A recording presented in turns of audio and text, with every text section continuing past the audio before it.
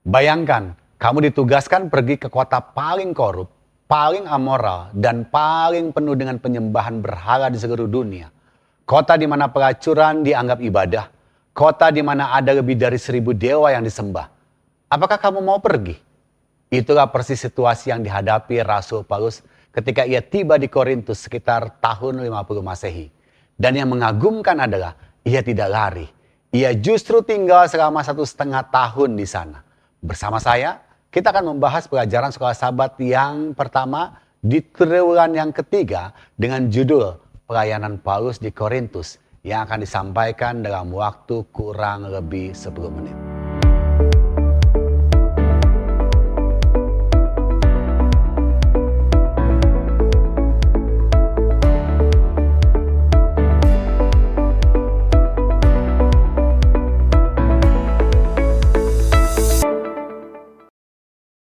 Di dalam pelajaran hari Minggu dengan judul Paulus Rasul Yesus yang dipanggil Allah, kita akan membaca dalam 1 Korintus 1 ayat 1. Dari Paulus yang oleh kehendak Allah dipanggil menjadi Rasul Kristus Yesus dan dari Sostenes, saudara kita. Paulus dengan sengaja memilih untuk memperkenalkan dirinya hanya dengan satu kalimat, oleh kehendak Allah. Ia tidak menyebut prestasi pendidikannya di bawah Gamaliel. Ia tidak menyebut pengalaman misionarisnya yang luar biasa. Ia hanya menyebut sumber otoritasnya yang sesungguhnya, yaitu kehendak Allah. Ini adalah pernyataan identitas yang paling mendasar dan paling kuat. Bukan apa yang aku capai, tapi siapa yang mengutus aku. Dan ayat pertama dalam suratnya ini, nama Kristus Yesus disebut tidak kurang dari 9 kali. Paulus ingin seluruh jemaat tahu bahwa Kristus adalah pusat dari segalanya. Bukan dirinya, bukan Apolos, bukan siapapun. Ia bekerja sebagai pembuat tenda untuk membiayai hidupnya sendiri, menolak menjadi beban bagi jemaat. Namun misi utamanya tetap satu, jiwa-jiwa manusia. Ini mengajarkan kita bahwa pekerjaan sehari-hari dan panggilan ilahi bisa berjalan beriringan. Identitas kita bukan ditentukan oleh profesi kita, tapi oleh panggilan Tuhan yang hidup di dalam kita. Kita harus waspada. Setan ingin kita percaya bahwa identitas kita ditentukan oleh pekerjaan, jabatan, dan prestasi duniawi. Ketika kita tidak tahu siapa kita dalam Kristus, kita mudah dikendalikan oleh opini manusia dan rasa tidak layak. Pelajaran hari Minggu menghancurkan kebohongan itu. Setiap orang percaya dipanggil oleh Allah, dan ketika kita tahu itu, kita tidak mudah goyah. Di pelajaran hari Senin dengan judul Dari Athena ke Korintus, jika kita membaca 1 Korintus 2 ayat 3 dan 4, ini adalah salah satu pengakuan paling jujur dalam seluruh perjanjian baru.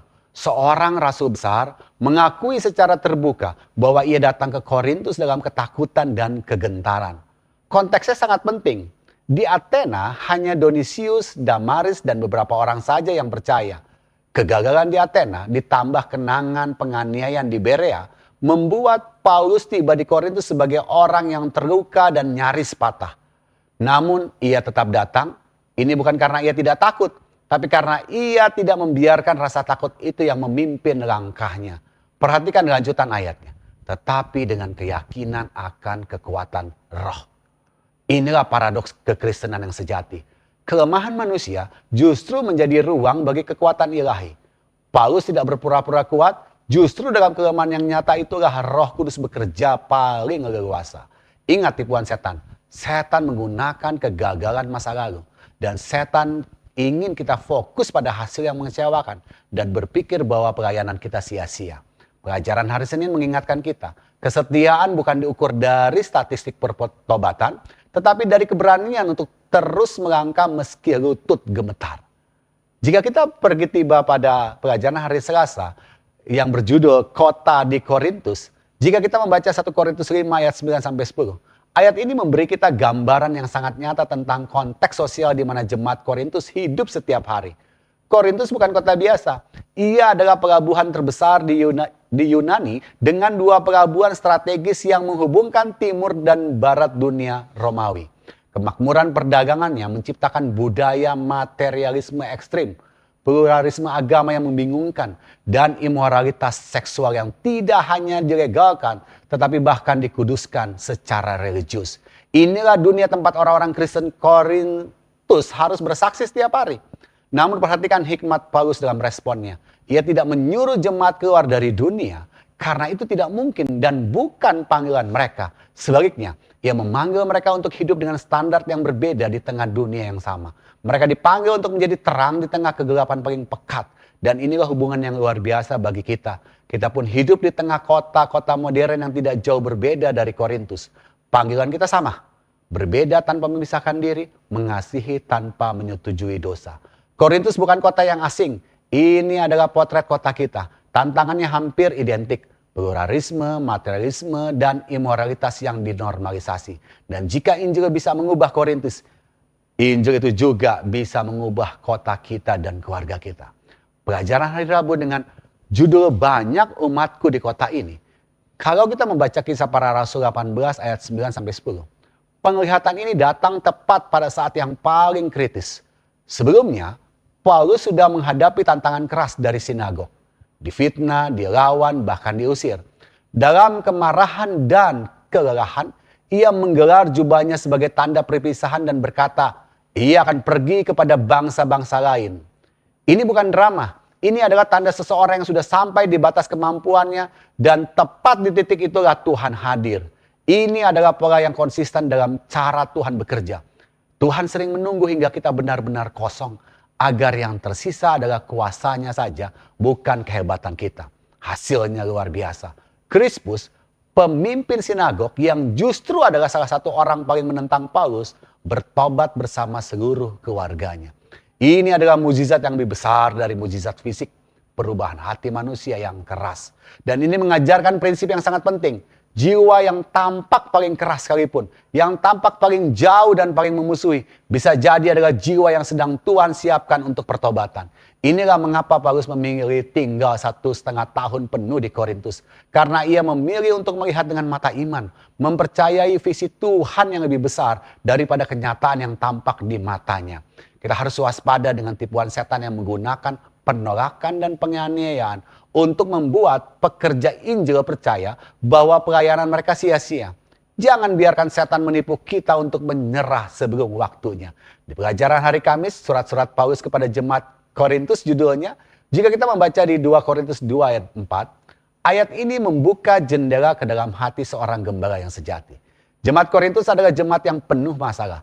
Ada perpecahan karena pemimpin favorit masing-masing. Ada yang ikut Paulus, ada yang ikut Apolos, ada yang ikut Petrus. Ada dosa moral yang dilegalkan bahkan dibanggakan. Ada kekacauan dalam ibadah. Ada keraguan tentang kebangkitan. Ini bukan jemaat yang mudah untuk dikasih. Namun justru kepada jemaat yang paling bermasalah inilah Paulus menulis dengan kasih yang paling dalam dan paling jujur. Perhatikan motif Paulus yang ia nyatakan sendiri. Supaya kamu tahu betapa besarnya kasihku kepada kamu. Teguran keras, koreksi yang tajam, dan peringatan yang serius yang mengisi surat-suratnya kepada Korintus. Semua itu bukan kebencian, melainkan ekspresi kasih yang paling dalam. Seorang gembala yang baik tidak hanya menyampaikan hal-hal yang menyenangkan telinga. Ia juga berani menyampaikan kebenaran yang menyakitkan, karena ia tahu bahwa kebenaran itu akan membebaskan. Waspada dengan rencana setan yang menipu kita dengan dua kebohongan yang berlawanan. Pertama, bahwa kasih berarti menerima dan menyetujui segala sesuatu sehingga kita diam ketika melihat saudara dalam dosa. Kedua, bahwa teguran berarti tidak ada kasih sehingga hati yang dikoreksi merasa dibenci. Kedua kebohongan ini sama-sama menghancurkan jemaat. Pelajaran hari Kamis menunjukkan model yang benar. Kasih yang cukup berani untuk berkata benar dan teguran yang cukup hangat untuk disampaikan dengan air mata. Sehingga kesimpulan pelajaran kita pada sepanjang minggu ini adalah mengajarkan bahwa pelayanan yang sejati bukan dimulai dari kemampuan, melainkan dari panggilan. Bukan dari keberanian, melainkan dari kesetiaan. Bukan dari kondisi yang ideal, melainkan dari visi Tuhan yang melampaui kondisi yang tampak. Dan bukan dari jarak yang aman, melainkan dari kasih yang rela menangis demi jiwa-jiwa yang dicintai. Paulus di Korintus bukan sekedar kisah sejarah. Ini adalah cermin bagi setiap orang percaya di abad ke-21 ini. Yang hidup di kota-kota yang tidak jauh berbeda dari Korintus. Yang berjuang dengan ketakutan yang tidak jauh berbeda dari yang dirasakan Paulus. Dan yang dipanggil oleh Tuhan yang sama yang berkata, jangan takut, aku menyertai engkau. Sebab banyak umatku di kota ini. Kita akan bertemu lagi dalam pelajaran berikutnya. Dan Tuhan memberkati bila mana kita mempraktekkan apa yang sudah kita pelajari.